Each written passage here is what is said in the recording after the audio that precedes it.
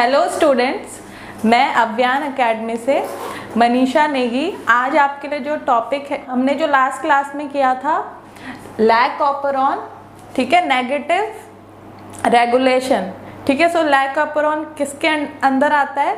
जब बैक्टीरिया जो है, मेनली प्रोकैरियोट्स जिसमें बैक्टीरिया आते हैं, वो अपना जीन एक्सप्रेशन को रेगुलेट करते हैं, ठीक है। सो उसमें जो बैक्टीरिया है, ठीक है, वो कैसे रेगुलेट करता है अपना जीन एक्सप्रेशन? लैक ऑपरॉन के थ्रू। और लैक ऑपरॉन जो है वो पॉजिटिवली भी रेगुलेट होता है, नेगेटिवली भी।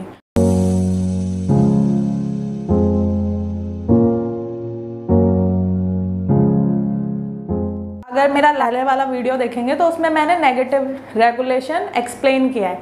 नेगेटिवली जो लैक ऑपरॉन है वो रेगुलेट होता है मेनली बाय लैक रिप्रेसर, ठीक है। सो हमारा लैक ऑपरॉन जो होता है वो क्या है? एक स्ट्रक्चरल यूनिट है जिसमें 3 स्ट्रक्चरल एंजाइम होते हैं, lac Z, lac Y, lac A, जिसमें लैक जेड जो है वो बीटा गैलेक्टोसिडेज एंजाइम बनाता है, लैक वाई जो है वो परमेज एंजाइम बनाता है, एंड लैक ए जो है वो ट्रांस एसिटाइलेज एंजाइम बनाता है।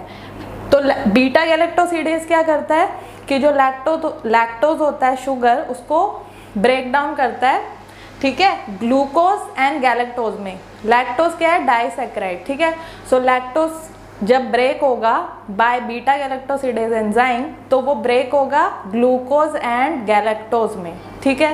परमेज जो यहाँ से एंजाइम बनेगा वो लैक्टोज की एंट्री में एंट्री करवाता है सेल के अंदर। और जो थर्ड एंजाइम है ट्रांस एसिटाइलेज, उसका मेनली वैसे लैक्टोज में कोई ऐसा रोल नहीं है, बट उसका रोल जो देखा गया है वो है डिटॉक्सिफिकेशन में। डिटॉक्सिफिकेशन होता है कुछ अननेचुरल जो सब्सटेंस बन जाते हैं जो बॉडी के लिए हार्मफुल होते हैं, उनको ये क्या करता है? डिटॉक्सिफाई। कैसे? ये एसिटाइल ग्रुप उन सब्सटेंस पे ऐड कर देता है जिससे वो सब्सटेंस मॉडिफाई हो जाते हैं और फिर वो उतने टॉक्सिक नहीं रहते। जो नेगेटिव रेगुलेशन मैंने बताया था उसमें क्या होता है कि हमारा जो लैक आई जीन होता है, ठीक है, ऑपरॉन पे जो ऑपरॉन है उसमें जो लैक आई जीन होता है वो कोड करता है लैक रिप्रेसर को। क्योंकि अभी मीडियम में लैक्टोज नहीं है तो हमें लैक्टोज के मेटाबॉलिज्म वाले जीन्स को बनाने की रिक्वायरमेंट नहीं है, तो उस टाइम पे हमें इस ऑपरॉन को रोक के रखना पड़ता है, ठीक है। सो उस टाइम पे लैक्टोज जो है नहीं है तो क्या होगा कि lac I gene lac repressor protein बनाएगा, ठीक है, जो एक टेट्रामर होता है, ठीक है, वो जाके बाइंड कर जाएगा ऑपरेटर से, ठीक है। और हमारा जो ट्रांसक्रिप्शन है वो ऑफ हो जाएगा। ऑफ होने का मतलब ये भी नहीं होता है कि कुछ भी नहीं बन रहा है, मतलब एक बेसल लेवल जो BMR होता है, बेसिक मेटाबॉलिक रेट, वो हमारी बॉडी में हमेशा चलता है, ठीक है। तो बेसल लेवल पे तो ट्रांसक्रिप्शन होता है, लेकिन अब बेसल लेवल जो है वो नहीं होगा in the presence of lac repressor protein, ठीक है। सो ये मैंने बताया था नेगेटिव रेगुलेशन में। और मैंने वहाँ पे ये भी बताया था कि जो एलोलैक्टोज होता है, ठीक है, जिसे कौन बनाता है? बीटा गैलेक्टोसिडेज एंजाइम जो सेल में होगा। जब बेसल लेवल पे ट्रांसक्रिप्शन चल रहा है तो बीटा गैलेक्टोसिडेज तो प्रेजेंट होगा ना, और थोड़ा बहुत लैक्टोज सेल में होता है, तो उससे वो क्या बनाएगा? एलोलैक्टोज। तो बीटा गैलेक्टोसिडेज एलोलैक्टोज का आइसोमराइजेशन करता है, मतलब बीटा गैलेक्टोसिडेज का सबस्ट्रेट होगा लैक्टोज और वो उसको आइसोमराइज करके क्या बनाएगा? एलोलैक्टोज। एंड दिस एलोलैक्टोज जो होता है ये नेचुरल इंड्यूसर होता है लैक ऑपरॉन का, मतलब ये इंड्यूस करवाएगा transcription of these structural genes, ठीक है। सो एलोलैक्टोज क्या कर रहा था? एलोलैक्टोज हमारे ये जो टेट्रामर है लैक रिप्रेसर, इससे जाके बाइंड करता है और रिप्रेसर प्रोटीन को इनिबिट कर देता है, मतलब अब वो हमारे ऑपरेटर से बाइंड नहीं कर पाएगा, ठीक है। और जब वो बाइंड नहीं कर पाएगा तो पॉलीमरेज जो है ट्रांसक्रिप्शन स्टार्ट कर देगा अब बेसल लेवल ट्रांसक्रिप्शन, ठीक है। और एक और इंड्यूसर मैंने बताया था जो एक सिंथेटिक नॉन मेटाबोलाइज इंड्यूसर होता है, दैट इज IPTG, ठीक है। IPTG का फुल फॉर्म होता है आइसोप्रोपाइल थायोगैलेक्टोसाइड। ये एक सिंथेटिक नॉन मेटाबोलाइज इंड्यूसर है, ठीक है, और ये सिंथेटिक है तो इसको ग्रेटिटुअस इंड्यूसर भी कहते हैं। इसका मतलब है कि इसको बीटा गैलेक्टोसिडेज की ज़रूरत नहीं है, मतलब ये बीटा गैलेक्टोसिडेज का कोई सबस्ट्रेट नहीं है कि जिसको बीटा गैलेक्टोसिडेज कन्वर्ट करे इंड्यूसर में। ये एक सिंथेटिक मॉलिक्यूल है जिसको अगर हम सेल में डालें तो वो जाके इस रिप्रेसर से ऑटोमेटिकली बाइंड कर जाएगा और इसे इनिबिट कर देगा, ठीक है। सो एक तरह से लैक्टोज का एनालॉग है IPTG, ठीक है। तो वो लैक्टोज की तरह वर्क करके इंड्यूसर बनके और इस रिप्रेसर प्रोटीन को इनिबिट कर देगा और ट्रांसक्रिप्शन ऑन हो जाएगा, ठीक है। सो इसको हम नेगेटिव और इंड्यूसिबल सिस्टम भी कहते हैं, ठीक है।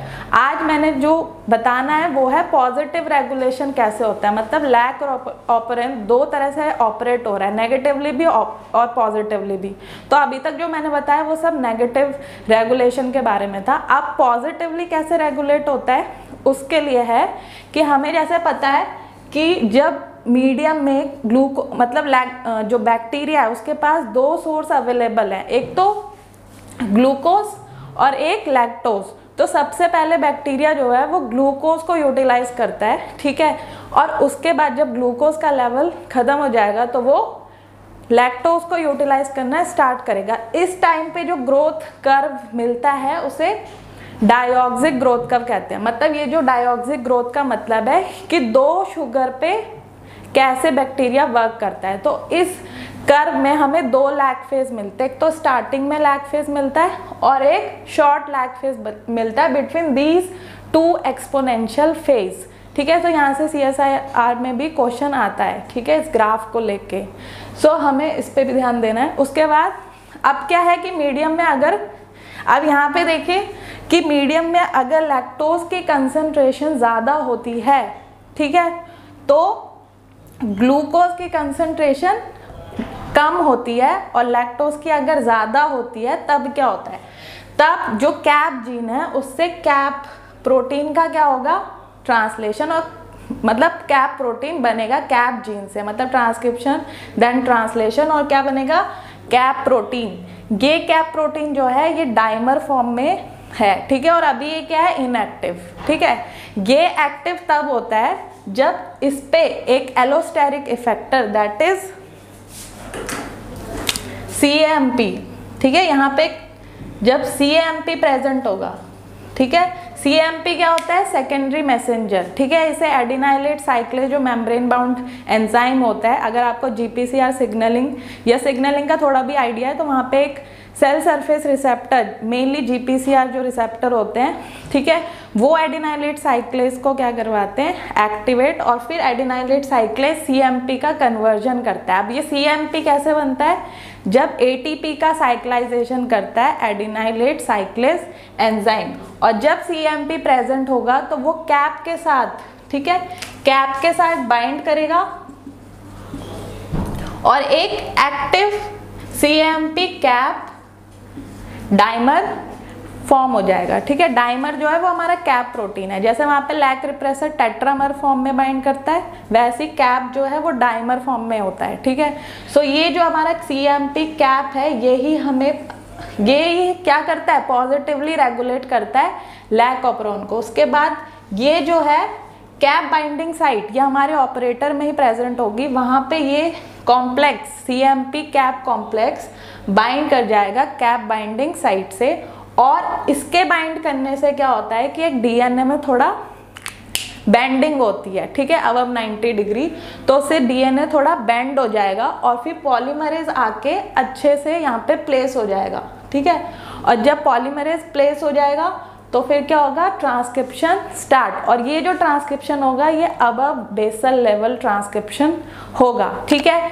दूसरा जो कंडीशन है वो यहाँ पे आपके लिए कॉन्सेप्ट बॉक्स है कि अगर ग्लूकोज, ठीक है, ये कैसे ग्लूकोज का कंसंट्रेशन जो है वो रेगुलेट करता है CAMP के कंसंट्रेशन को। तो एक तरह से यहाँ पे अगर मीडियम में ग्लूकोज ज़्यादा होगा तो बैक्टीरिया सबसे पहले उसी को यूटिलाइज करेगा, और जब तक मीडियम में ग्लूकोज ज़्यादा होता है, ठीक है, तो CAMP का अमाउंट क्या होता है, लो। अगर CAMP का अमाउंट लो होगा तो कैप जो है वो इनएक्टिव फॉर्म में ही रहेगा, ठीक है, वो एक्टिव नहीं होगा क्योंकि CAMP नहीं है। जब तक कोई एलोस्टेरिक इफेक्टर कैप से बाइंड नहीं करेगा तो वो एक्टिव नहीं होगा। तो अगर ग्लूकोज ज़्यादा है तो CAMP क्या होगा, कम, और इनएक्टिव हो जाएगा कैप, तो तब एक्सप्रेशन क्या रहेगा, बेसल लेवल पे ही रहेगा, उससे ऊपर नहीं जाएगा, ठीक है।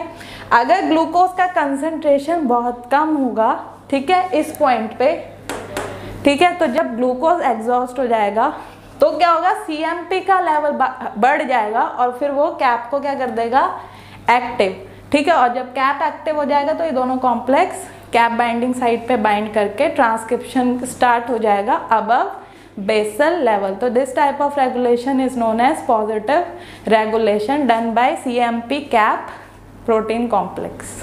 तो उसके बाद जब नेगेटिव पॉजिटिव रेगुलेशन के बाद आपको एक ये पूरे लैक ऑपरॉन का एक्सप्रेशन इस टेबल में बताया गया है, जिसमें अगर ग्लूकोज कब ज़्यादा है कब कम है तो उससे क्या इफेक्ट पड़ेगा, और लैक्टोज जब ज़्यादा है या कम है तब क्या होगा, और CMP जब ज़्यादा है कम है तो लैक ऑपरॉन के जो लेवल ऑफ एक्सप्रेशन है उस पर कैसे इफेक्ट पड़ेगा। ठीक है, सो अगर ग्लूकोज कम है, ठीक है, और लैक्टोज भी कम है, ठीक है, और CMP हाई है, ठीक है, सो क्या होगा कि जो हमारा रिप्रेसर है वो हमारे ऑपरेटर से बाइंड रहेगा और जो एक्सप्रेशन है वो क्या होगा, बेसल लेवल पे चलेगा। ठीक है, उससे ऊपर नहीं जाएगा। ठीक है, सो इस पे आपको ध्यान देना है कि जब ग्लूकोज और लैक्टोज क्या है, लो, और CMP क्या है, हाई। ठीक है, उसके बाद अगर ग्लूकोज कम है, ठीक है, लो है, और लैक्टोज हाई है, ठीक है, और CMP भी हाई है, ठीक है, सो क्या होगा कि कैप बाइंडिंग साइट पे जो पॉजिटिवली रेगुलेट होगा, तो जो कैप बाइंडिंग साइट है उस पे कैप CMP कॉम्प्लेक्स क्या होगा, बाइंड होगा, और लैक ऑपरॉन कैसे रेगुलेट होगा, पॉजिटिवली। तो जब पॉजिटिवली होता है तो एक्सप्रेशन क्या होता है, above basal level, that is expression का लेवल क्या होगा, हाई।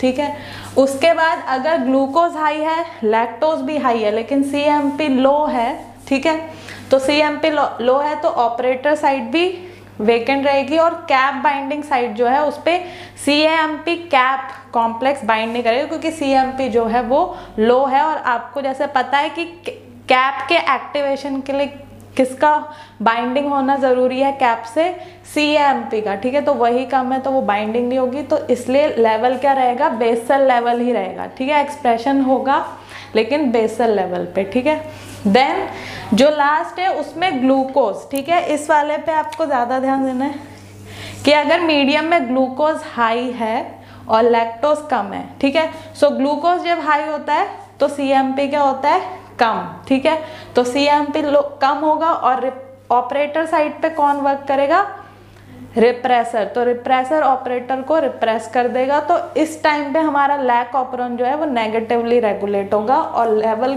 क्या रहेगा, बिलो, मतलब कम रहेगा, बेसल लेवल पे तो होगा लेकिन उससे अब नहीं जाएगा। ठीक है, तो यहाँ पे ये आपको मेनली ये चार्ट ध्यान रखना है, क्योंकि इस पे बेस्ड काफ़ी क्वेश्चन आपको मिलेंगे।